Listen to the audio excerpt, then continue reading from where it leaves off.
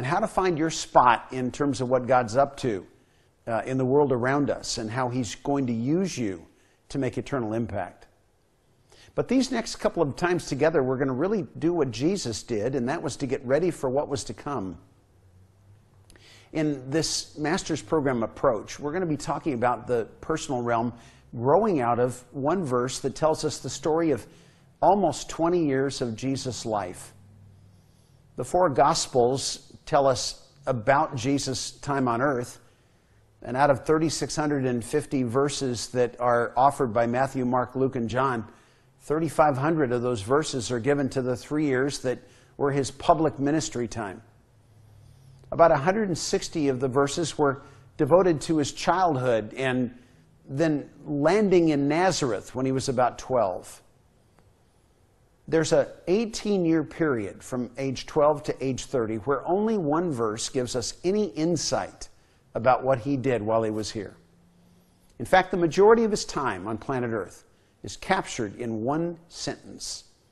Luke 2:52 says, "And Jesus grew in wisdom and stature, in favor with God and men."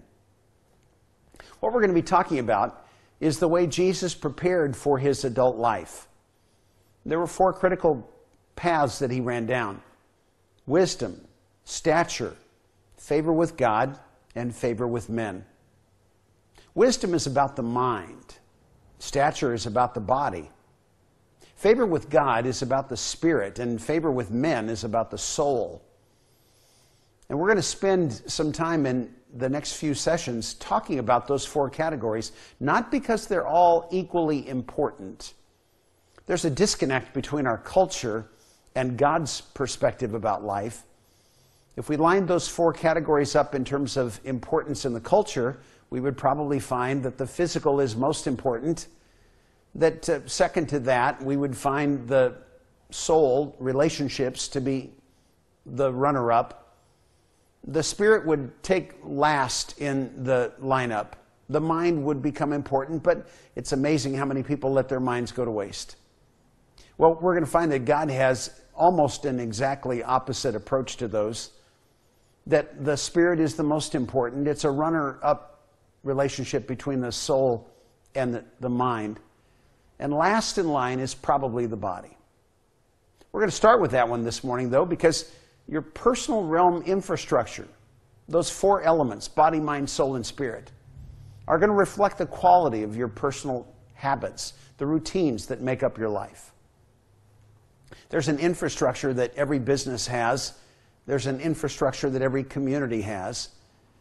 When you got up this morning and went after life, you probably found that there were four things that were critical for you to even make sense of the day. Power and water and sewer and roads are necessary to get up and get rolling and get where you want to go.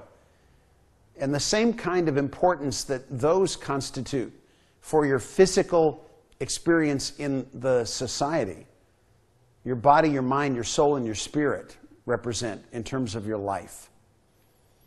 And on all four fronts, we're going to be asking you to think about where you stand today. Are those categories for you right now in decline? Are they individually at a maintenance level where you've got just enough to offer, no more, but no less than you need?